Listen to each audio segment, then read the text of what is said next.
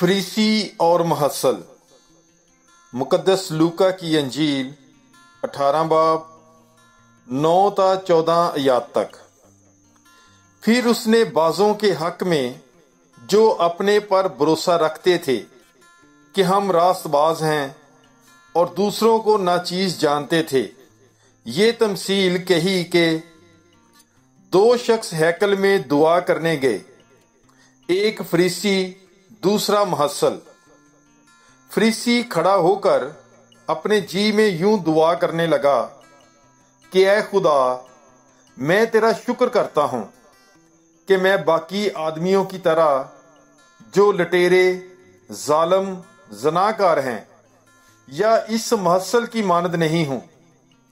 मैं हफ्ते में 2 बार रोजा रखता और अपनी सारी आमदनी पर दे यकी देता हूं।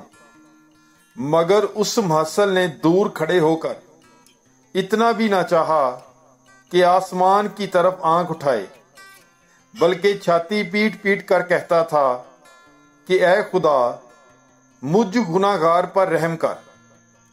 मैं तुमसे कहता हूं कि ये शख्स दूसरे की निस्बत रास्तबाज ठहर कर अपने घर गया, क्योंकि जो कोई अपने आप को बड़ा बनाएगा वो छोटा किया जाएगा, और जो अपने आप को छोटा बनाएगा वो बड़ा किया जाएगा।